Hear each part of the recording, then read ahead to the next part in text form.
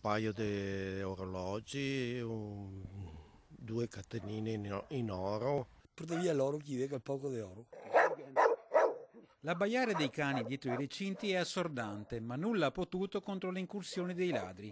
Un vero e proprio raid. Via Diaz, via Alemagna, via Altinate. Diverse le abitazioni violate nei giorni scorsi a Vascondi Carbonera. Colpi messi a segno all'imbrunire, poco prima di rincasare o approfittando di un'uscita dei proprietari, anche sotto il naso dei vicini. Io ero qua sentato in cucina e lui io spagavo per comare, quelle qua. E dopo io nasce una famiglia qua da Trio. Dalle 6 alle 8, 9. Corriva l'imbrunire, ti cominci a serrare tutte le porte, tutto quanto stasera. Era uno fino a telefonare, a me c'è una cara che sono io mio, è andato via. E io ascolto Trio. L'ha visto proprio? A me non era, l'avevo visto. I ladri studiano le abitudini delle loro vittime e i residenti sono sempre sul chi va là, ma non basta. In queste abitazioni i delinquenti sono entrati dal cancello posteriore ed hanno scassinato un infisso.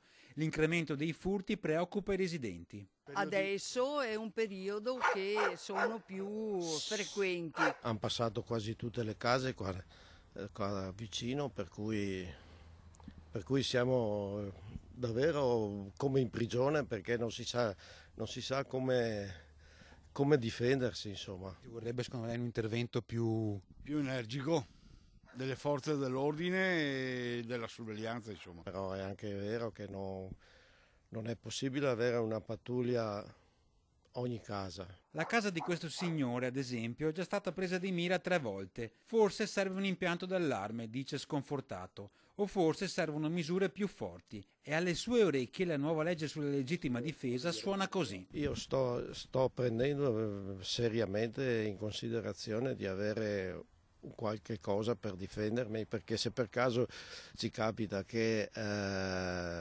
arrivano di notte, siamo qui io e mia moglie, e cosa facciamo? Quando uno varca il cancello di una proprietà privata senza suonare il campanello, è giusto che abbia dei rischi anche seri. Difendersi dunque, senza paura e anche, se serve, rispolverando metodi più tradizionali. Corro di fare con le scuole.